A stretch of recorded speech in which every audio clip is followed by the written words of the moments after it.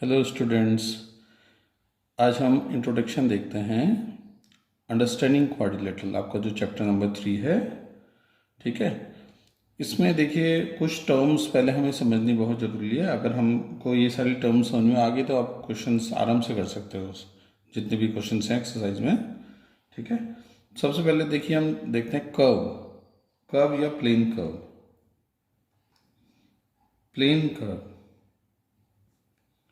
Plane curve. ठीक है, हम कोई भी अगर फिगर बनाए बिना पेन को लिफ्ट किए हुए, उसको हम प्लेन कर्व कह सकते हैं। ठीक है, any figure drawn without lifting, without lifting a pen. ठीक है, इसमें नो रिट्रेसिंग, मतलब किसी लाइन को आप ओवरराइड भी नहीं करेंगे। जैसे सपोज हम कुछ फिगर्स देख लेते हैं। जैसे आपने मान लीजिए ये फिगर बनाया, ठीक है, ये प्लेन कर्व है। आपने एक ये फिगर बनाया, ये प्लेन कर्व है। कुछ आपने ट्रायंगल बना दिया। ठीक है, ट्रायंगल देखिए हम बिना पेन को उठाए बना सकते हैं। ठीक है, तो ऐसे जितने भी फिगर्स हैं जिसको हम बिना पेन उठाए बना सकते हैं, इसको हम प्लेन कर्व कहेंगे। ओके, फिर कर्व को हम दो पार्ट्स में और देख सकते हैं आगे। ये हमारा प्लेन कर्व हो गया था, और अब कर्व में भी हम ओपन और क्लोज कर्व देख सकते हैं अलग अलग। जैसे ओपन कर्व, ओपन कर्व क्या होता है?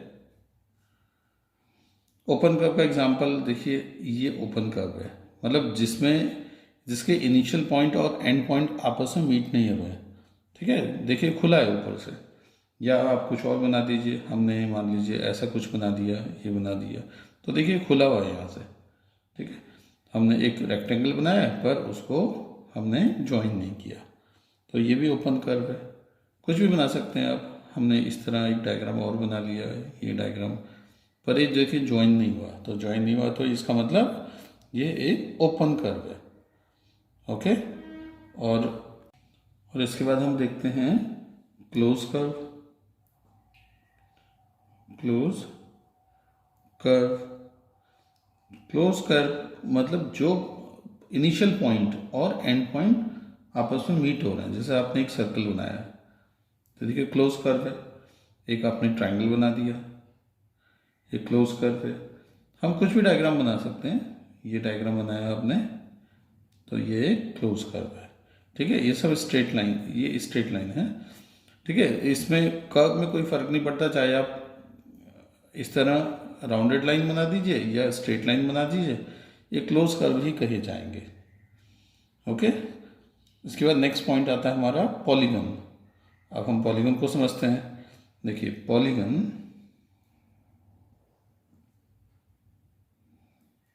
Polygon,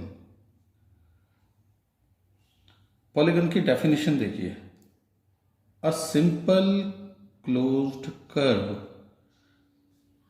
simple closed curve made up of line segments, line segments is called a polygon। देखिए पॉलीगन के लिए कंडीशन क्या है कि लाइन सेगमेंट से बना होता है, स्ट्रेट लाइन। ठीक है, और वो क्लोज भी होता है। ठीक है, एक तो क्लोज होगा, जैसे ये सब क्लोज फिगर्स हैं, क्लोज होगा, बट उसमें लाइन सेगमेंट होगी। जैसे इसमें ये लाइन सेगमेंट्स हैं, ये लाइन सेगमेंट्स हैं, ये लाइन सेगमेंट्स हैं, तो इनको हम पॉलीगन कह सकते हैं। ऊपर वाली तीन फिगर्स जो हैं इनको हम पॉलीगन कह सकते हैं। ठीक है, हम कुछ और पॉलीगन्स देख लेते हैं। जैसे आप स्क्वायर कह सकते हैं। जैसे एक हम स्क्वायर ड्रॉ कर लेते हैं, रफ, ये सारी रफ फिगर्स हैं। ठीक है, एक स्क्वायर बना लिया हमने, फिर हमने एक ट्रायंगल बना दिया, ये भी एक पॉलीगन है, ट्रायंगल।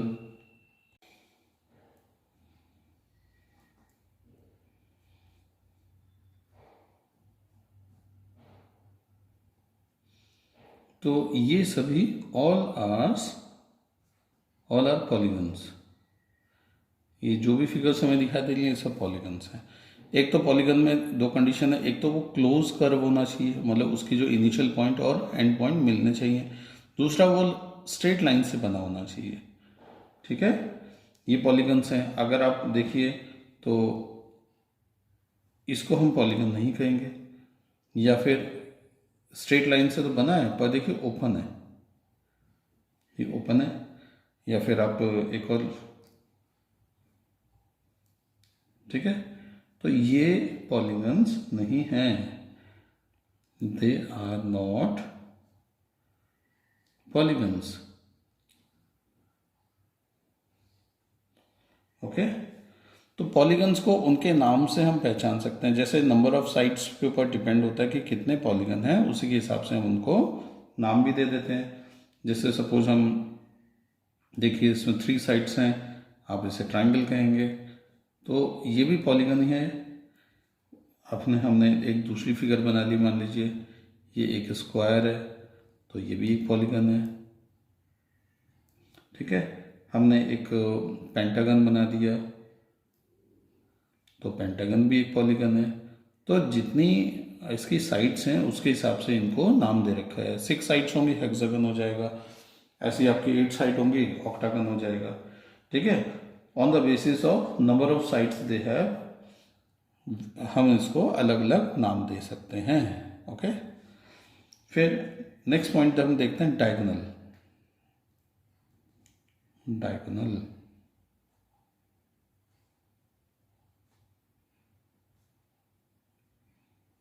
डायगोनल को देखिए, डायगोनल क्या होता है? डायगोनल को हम डिफाइन कर सकते हैं, अ डायगोनल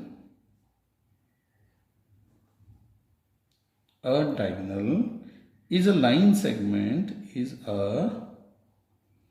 line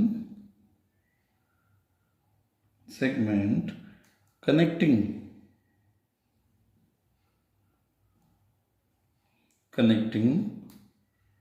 two non-consecutive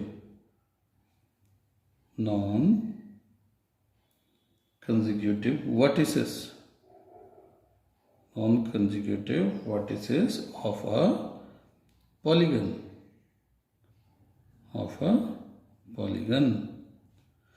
ठीक है, इसको हम समझते हैं। देखिए सपोज हमने एक रेक्टेंगल ड्रॉ किया, ये एक रेक्टेंगल है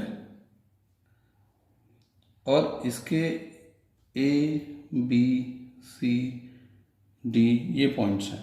ठीक है, तो ए के साथ इसका नॉन कंसेक्यूटिव वर्टिस है सी। ठीक है, कंसेक्यूटिव मतलब जैसे आपने देखिए हम पढ़ते हैं कंसेक्यूटिव नंबर्स 1 2 3 4 5 6 वगैरह, तो 1 2 3 4 5 ये कंसेक्यूटिव ऑर्डर में है। ठीक है, अगर हम 1 के बाद, देखिए 1 के बाद अगर हम 3 लिख दें तो इसको हम कंसेक्यूटिव ऑर्डर नहीं कहेंगे। ठीक है, क्योंकि बीच में से 2 स्किप हो रहा है।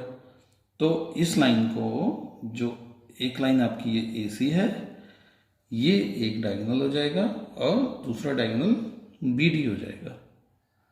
ठीक है ना, ये आपके डायगोनल्स हैं। मतलब जो पॉइंट है इसके साथ वाला पॉइंट इसको छोड़कर और इस पॉइंट को छोड़कर बाकी जितने भी पॉइंट्स वर्टिसेस हैं उनके साथ हम इस पॉइंट को ज्वाइन कर सकते हैं। ठीक है, तो नॉन कंसेक्यूटिव मतलब जो बिल्कुल, जैसे हम कहते हैं एडजेसेंट एंगल, तो एडजेसेंट एंगल मतलब बिल्कुल बराबर वाला एंगल। ठीक है, इसलिए नॉन कंसेक्यूटिव वर्टिस मतलब जो बराबर वाले पॉइंट्स हैं उनको छोड़कर बाकी सभी पॉइंट्स। ओके, तो हमने जैसे एक एग्जांपल देख लिया इसका। जैसे आप कोई और एक और फिगर बना के देख लेते हैं हम। एक फिगर जैसे आपके पास ये है, एक सपोज हेक्सागन है, ये हेक्सागन बन गया।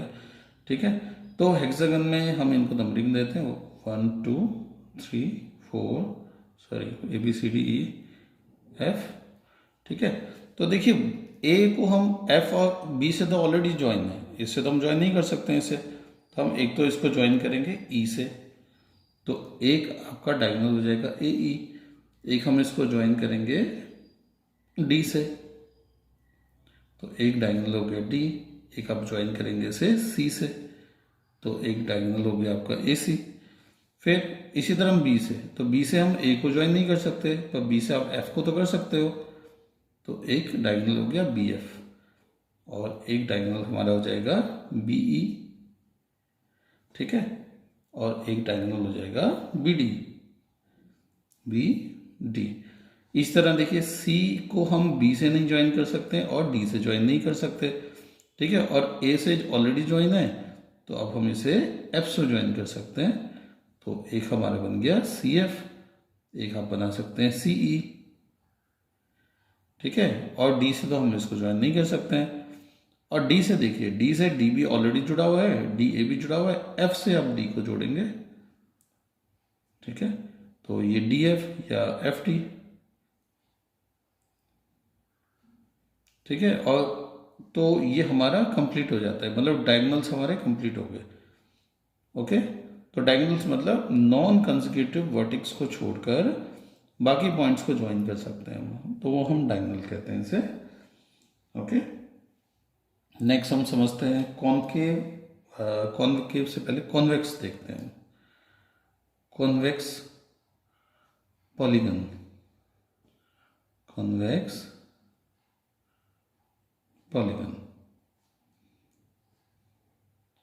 ठीक है। कॉन्वेक्स पॉलीगन का जो प्रॉपर्टी है, इसमें कोई भी डायगोनल बाहर की तरफ नहीं होगा, नो एक्सटीरियर डायगोनल, सारे डायगोनल्स इसके डायग्राम के अंदर ही होंगे, ठीक है। और दूसरा पॉइंट है इसमें, all angles are less than 180, जितने भी एंगल्स बनेंगे इस डायग्राम में कॉन्वेक्स पॉलीगन में, वो सभी 180 से छोटे होंगे, ठीक है, 180 से कम होंगे। जैसे देखिए हम एक ट्रायंगल ड्रॉ करते हैं, ठीक है, ये देखिए आप इन तीनों एंगल्स को देखिए, ये सभी एंगल्स हमारे 180 से छोटे होंगे, ठीक है, इसे हम कॉन्वेक्स कहें। कॉन्वेक्स मतलब जो आउटवर्ड पॉइंट हो रहा है, देखिए ये बाहर की तरफ पॉइंट हो रहा है, ये बाहर की तरफ पॉइंट हो रहा है, ठीक है। ट्रायंगल को कॉन्वेक्स पॉलीगन कह सकते हैं। आपका सेकंड, हम एक स्क्वायर ले लेते हैं, देखिए ये भी बाहर की तरफ पॉइंट हो रहा है, ये भी बाहर, ये भी बाहर, बाहर, ठीक है, तो स्क्वायर को भी हम कॉन्वेक्स पॉलीगन कहेंगे। इसके ये देखिए, ये एंगल, कोई भी एंगल 180 से बड़ा नहीं है, ठीक है। एक रेक्टेंगल बना लीजिए, रेक्टेंगल, तो रेक्टेंगल में भी सेम अप्लाई होता है, रेक्टेंगल में भी कोई भी एंगल हमारा 180 से बड़ा नहीं है, और ये भी देखिए बाहर की तरफ पॉइंट हो रहे हैं, ठीक है। एक ट्रेपेजियम बना लेते हैं हम, ट्रेपेजियम भी बना लिया, ट्रेपेजियम की भी देखिए आप कोई भी एंगल देखिए 180 से बड़ा नहीं होगा, ठीक है, ट्रेपेजियम। तो दो कंडीशन होती हैं इसमें, एक तो इसके डायगोनल्स, देखिए इसके डायगोनल्स, ट्रायंगल का तो कोई डायगोनल ही नहीं होता है, ठीक है। इसके डायगोनल्स अगर आप देखेंगे, ये अंदर की तरफ है और ये भी अंदर की तरफ है। हम इसको अगर देखते हैं तो देखिए ये भी अंदर है और ये भी अंदर है। इसको अगर आप देखेंगे तो देखिए ये भी अंदर है और ये भी अंदर है। तो कोई भी डायगोनल डायग्राम से बाहर नहीं होगा। ओके, मतलब ये दो प्रॉपर्टी हमें ये याद रखनी है कॉन्वेक्स पॉलीगन की। ओके, नेक्स्ट है हमारा concave polygon. Concave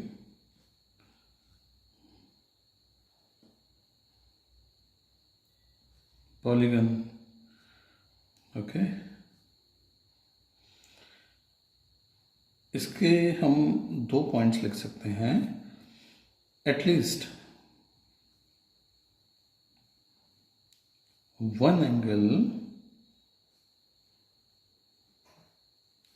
is more than 180 degree, more than 180 degree, मतलब एक एंगल इसमें जरूर 180 डिग्री से बड़ा होगा। ओके, और दूसरा हम लिख सकते हैं इसमें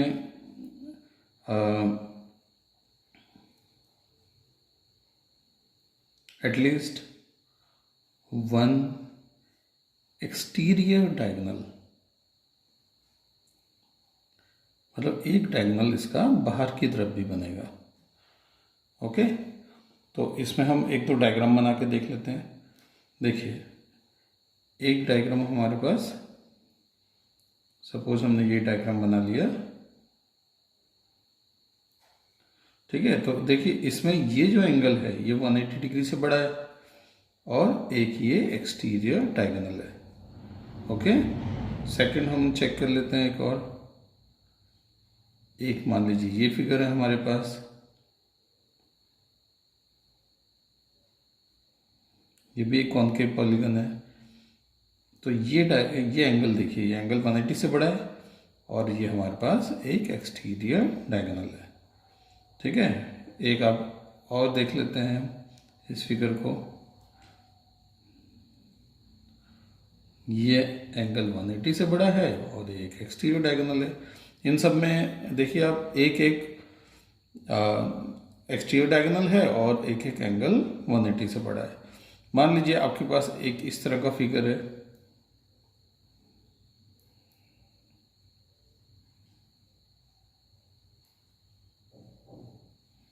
ओके। देखिए इस डायग्राम में हमारे पास दो एंगल 180 से बड़े हैं और दो ही एक्सटीरियर डायगोनल है। ठीक है, कम से कम एक तो जरूर होता है, पर कुछ डायग्राम्स में दो भी हो सकते हैं। ओके, ये हमारा कॉनकेव पॉलीगन हो गया। नेक्स्ट हम देखते हैं रेगुलर पॉलीगन और irregular polygon. Regular polygon, regular polygon. देखिए रेगुलर का मतलब है इक्वल, यहां पर रेगुलर का मतलब है इक्वल। ऐसा पॉलीगन जिसके all angles and all sides, all sides an angle या ऑल एंगल और साइड्स आर इक्वल। ठीक है, इसको हम कहेंगे रेगुलर पॉलीगन। जैसे एग्जांपल देखते हैं, देखिए ये एक इक्विलेटरल ट्रायंगल है। ठीक है, इक्विलेटरल ट्रायंगल को हम रेगुलर पॉलीगन कहेंगे, इक्विलेटरल ट्रायंगल। तो इसके देखिए सभी एंगल्स बराबर होंगे और सभी साइड्स भी बराबर होंगे। ठीक है, नेक्स्ट हम एग्जांपल देख लेते हैं स्क्वायर। तो स्क्वायर की भी देखिए सभी साइड्स बराबर होती हैं और सभी एंगल इसके 90 डिग्री के होते हैं, मतलब बराबर होते हैं, इक्वल। ये स्क्वायर हो गया। ओके, अब रेगुलर हेक्सागन देख लीजिए। हेक्सागन, तो इसके भी सभी एंगल बराबर होंगे और इसकी सब साइड्स भी बराबर होंगी। ठीक है, रेगुलर हेक्सागन। ओके, तो रेगुलर का मतलब इक्वल, जिसके सभी एंगल भी बराबर हों और जिसकी सब साइड्स भी बराबर हों। ओके, नेक्स्ट हम देखते हैं इरेगुलर। इरेगुलर, इरेगुलर जैसे नाम से पता चल रहा है कि इसकी जरूरी नहीं कि कोई भी एंगल और साइड्स बराबर हो। Irregular polygon, no equal sides और एंगल, साइड्स या एंगल। ठीक है, जैसे इसका कोई एग्जांपल देख लेते हैं। जैसे एक ट्रायंगल देख लेते हैं हम,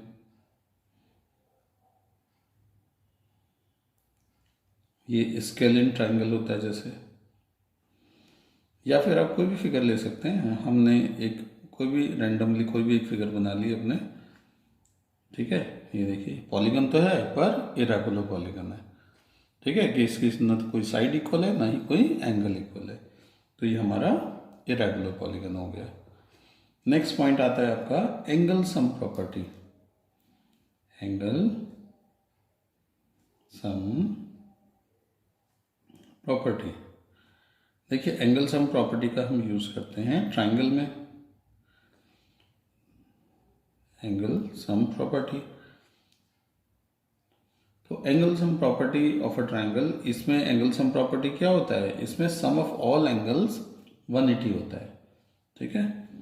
सम of all angles, sum of all interior angles, interior angles is equal to 180 degree.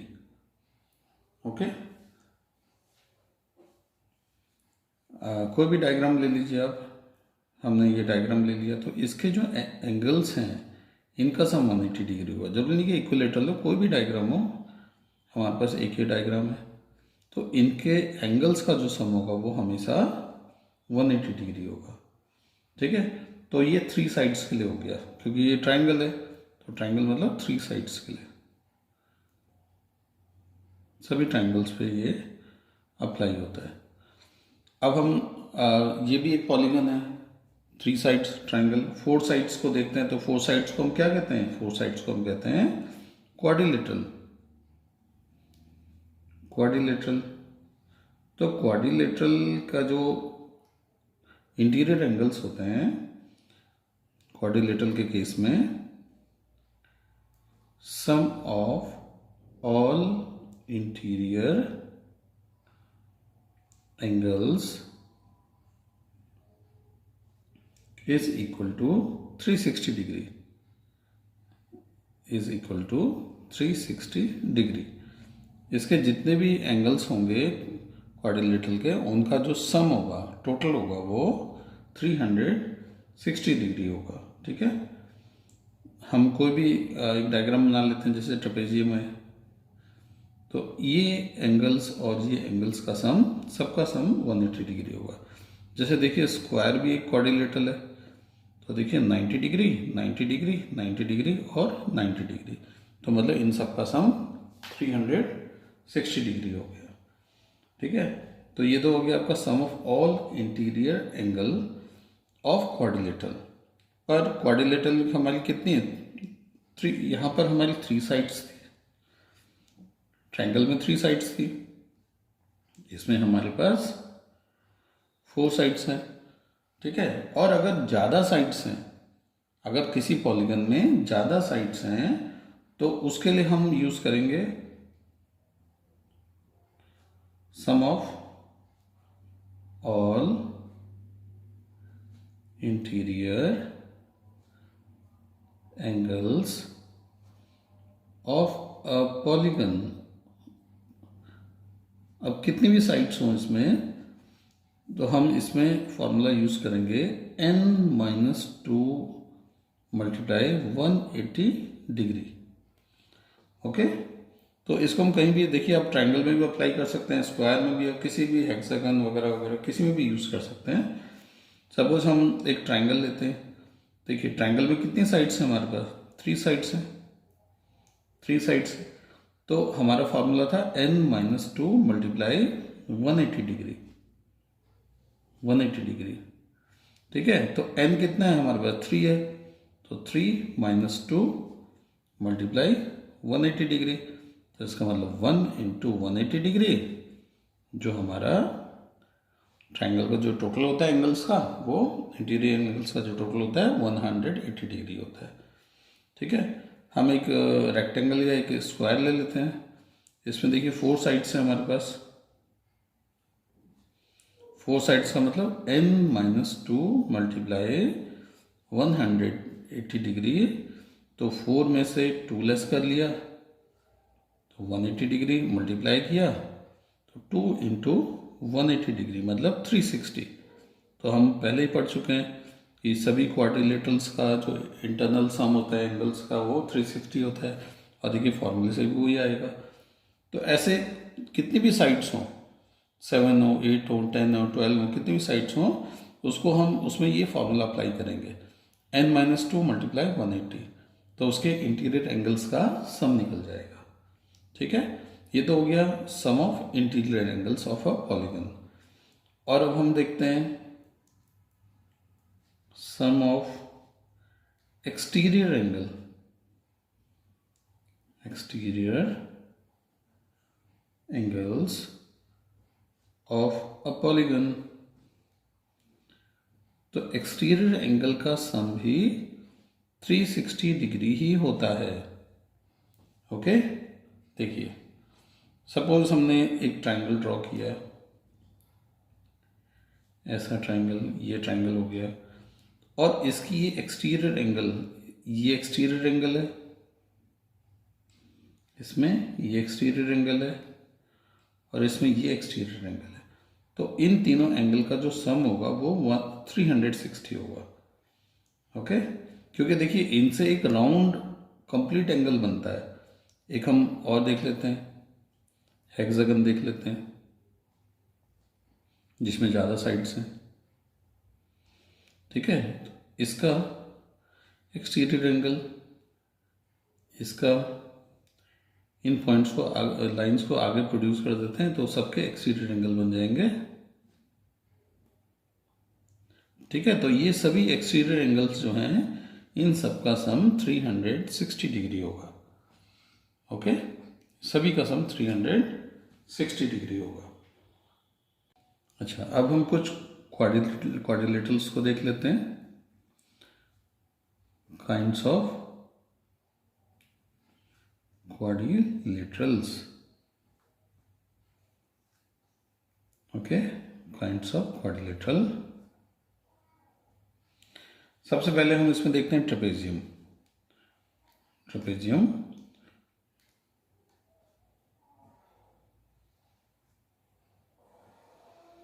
Trapezium ठीक है, trapezium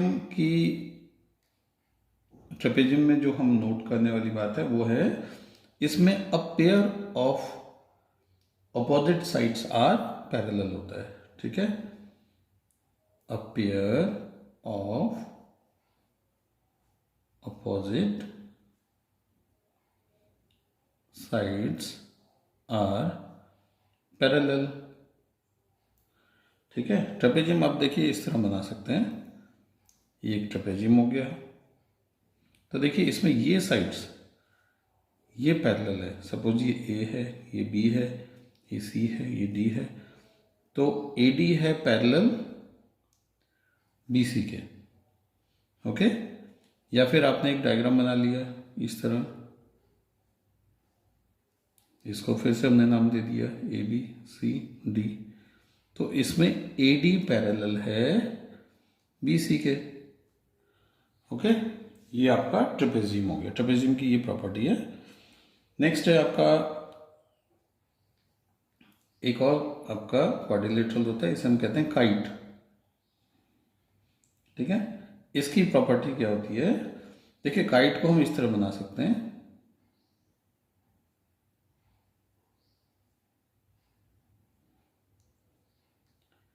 A B C D.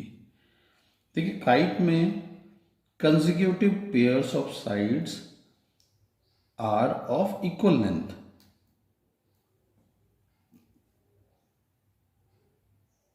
Consecutive pairs of sides are of equal length. Consecutive जैसे हमने पढ़ा था, देखिए कंसेक्यूटिव मतलब जो किसी एक कॉमन पॉइंट से जुड़े हुए हैं।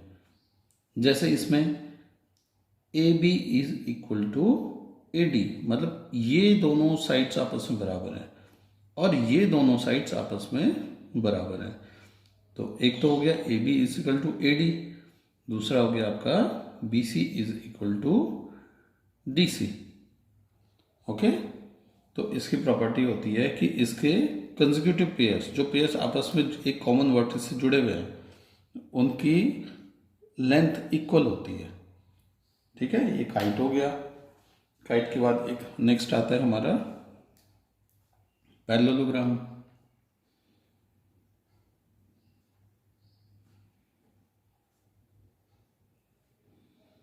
पैरेललोग्राम पैरेललोग्राम की कई प्रॉपर्टीज होती हैं।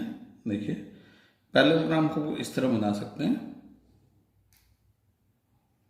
ये एक पैरेललोग्राम हो जाएगा।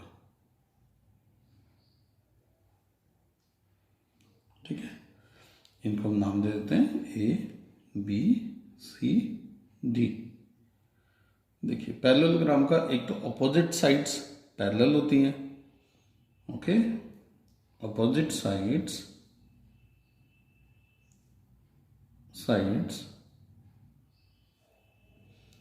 Are parallel and are of equal length, मतलब उनकी लेंथ भी बराबर होती है, लेंथ, ठीक है। मतलब इसकी एक तो ये अपोजिट साइड्स हैं, ये देखिए ये पैरेलल है, या फिर ये साइड इस साइड के पैरेलल है और इनकी लेंथ भी बराबर होगी, ये साइड इक्वल होंगी, ठीक है। पैरेलल के साथ साथ उनकी जो लेंथ होती है वो भी इक्वल होती है। दूसरी बात, इसमें हमारे जो एंगल्स होते हैं अपोजिट साइड्स के, अपोजिट एंगल्स आर इक्वल, जो अपोजिट एंगल्स होते हैं वो भी बराबर होते हैं। जैसे ये एंगल इस एंगल के बराबर होगा, angle B is equal to angle D, is equal to angle D, या फिर angle A is equal to angle C, angle A is equal to angle C, ठीक है। और इसका एक और पॉइंट है, इसके जो एडजेसेंट एंगल होते हैं, adjacent angles sum are supplementary, इनके एडजेसेंट एंगल का जो सम होता है वो 180 डिग्री होता है, ठीक है। Suppose angle A plus angle B is equal to 180 degree, या angle D plus angle C is equal to 180 degree. तो इनके एडजेसेंट मतलब बगल के एंगल, जैसे बी का एडजेसेंट एंगल ए है या सी है, ऐसे ए का एडजेसेंट एंगल डी होगा या बी होगा, तो इनका जो सम होगा वो 180 डिग्री होगा, ओके। पर हाँ, नेक्स्ट इसमें डायगोनल्स होते हैं, ठीक है। तो डायगोनल्स बाइसेक्ट ईच अदर, जो डायगोनल्स होते हैं इसके, डायगोनल्स बाइसेक्ट मतलब इक्वली डिवाइड कर देते हैं ईच अदर बट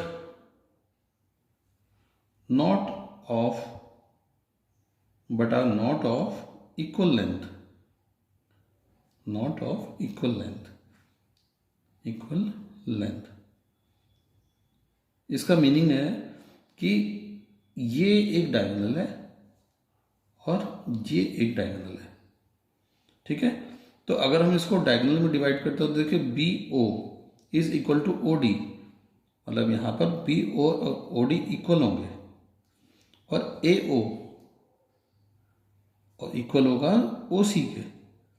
पर ये डायगोनल, पूरा डायगोनल जो बी डी है और ए सी, ये इक्वल नहीं होंगे, क्योंकि इनकी लेंथ देखिए, ये इसकी लेंथ ज़्यादा है, इसकी लेंथ कम है, ठीक है। ये बाइसेक्ट करते हैं, मतलब एक दूसरे को हाफ हाफ में डिवाइड कर देते हैं, पर इनकी खुद की लेंथ इक्वल नहीं होती है।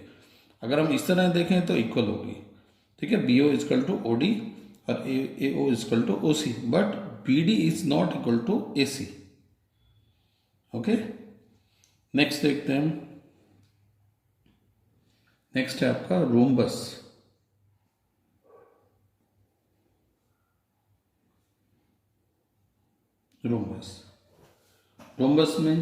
रोम्बस को ड्रॉ कर लेते हैं।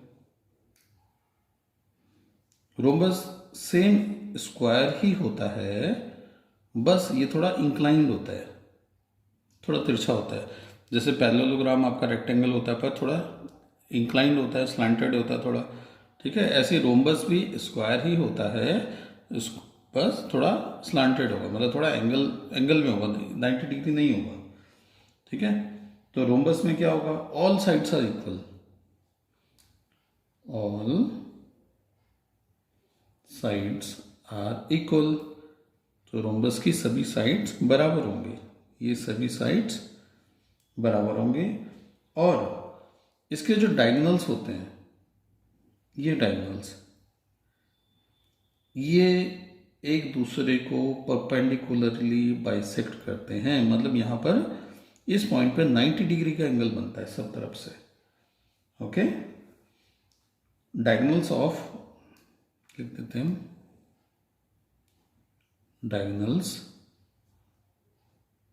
Diagonals of rhombus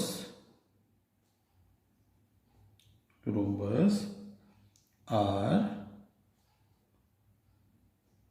perpendicular bisectors मतलब हाफ हाफ में तो डिवाइड करते हैं, पर कैसे डिवाइड करते हैं, एक 90 डिग्री का एंगल भी बनाते हैं साथ में। बाइसेक्टर्स ऑफ वन अनदर या ईच अदर।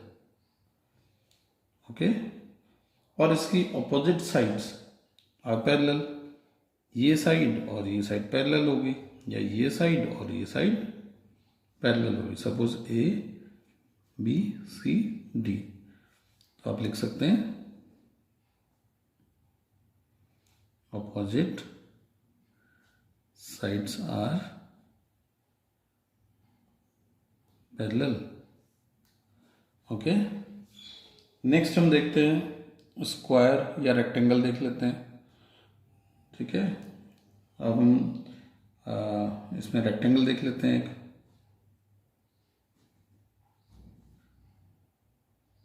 रेक्टेंगल देखिए एक रेक्टेंगल ड्रॉ कर लेते हैं।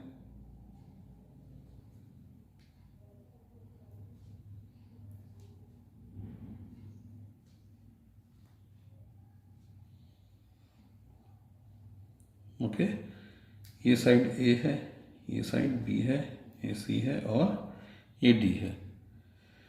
तो रेक्टेंगल के ऑपोजिट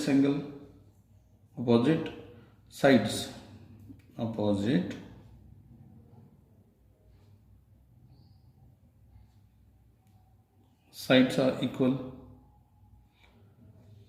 ठीक है, और ईच एंगल, सभी एंगल 90 डिग्री के होते हैं। Each angles are of 90 degree. ठीक है, एक प्रॉपर्टी होगी इसकी कि अपोजिट साइड्स इक्वल होते हैं, जैसे ये इक्वल है और पैरेलल भी है, और सभी एंगल 90 डिग्री के होंगे। और डायगोनल्स, इसके जो डायगोनल्स होते हैं,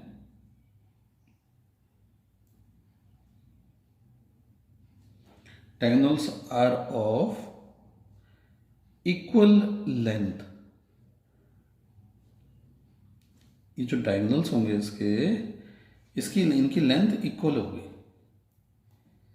ठीक है, and bisect each other,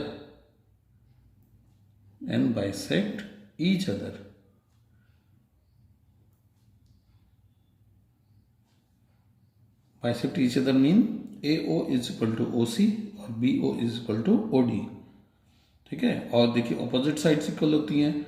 each angle 90 degree का होता है, सभी एंगल 90 डिग्री के हैं, और डायगोनल्स की लेंथ बराबर होती है, जैसे BD is equal to AC। और बाइसेक्ट करते हैं, बाइसेक्ट मतलब AO is equal to OC और BO is equal to OD।